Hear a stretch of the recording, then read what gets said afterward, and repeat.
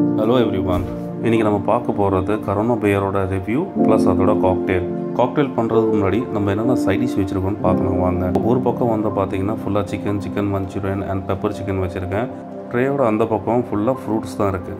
Guys வாங்க நம்ம எல்லோரும் இப்போ வீடியோக்குள்ளே போகலாம். இந்த பியரை யூஸ் பண்ணி ஒரு சூப்பரான காக்டெயில் எப்படி ரெடி பண்ணுறதுன்னு நம்ம பார்க்க போகிறோம். இன்றைக்கி நான் 350 ml கரோனா பியர் எடுத்திருக்கேன் நம்மளோட காக்டெயிலுக்காக. கைஸ் ஃபர்ஸ்ட்லாம் நம்மளுக்கு இந்த கரோனா பியர் இம்போர்ட் மூலிமா தான் நம்மளுக்கு வந்து சேரும். பட் இன்றைக்கி இது இந்தியன் மேக் ஆயிடுச்சு. பாட்டிலுக்கு மேலே இருக்க அந்த மாய்ஸ்சரில் பார்த்தாலே உங்களுக்கு நல்லாவே தெரியும் எந்த அளவுக்கு நம்மளோட இந்த பீர் கூலிங்காக இருக்குது. பீர் எந்த அளவுக்கு கூலிங்காக இருக்கோ அந்த அளவுக்கு டேஸ்ட்டாக இருக்கும். இதை நான் சொல்லி உங்களுக்கு தெரியணும்னு அவசியமே கிடையாது. ஸோ வாங்க நம்ம ஸ்டெப் பை ஸ்டெப்பாக எப்படி இந்த கரோனா பியர் யூஸ் பண்ணி நம்ம ஒரு சூப்பரான காக்டெயில் ரெடி பண்ண போகிறோம். ஸோ இதுக்கு ஃபஸ்ட் நீங்கள் ஒரு ஃப்ரெஷ்ஷான லெமன் எடுத்துங்க.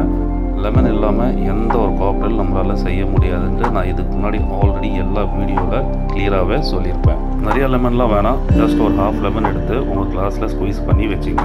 லெமன் யூஸ் பண்ணி காக்டெயில் மட்டும் கிடையாது, நம்மளோட நிறைய ஹெல்த் பெனிஃபிட்ஸ் இருக்குது.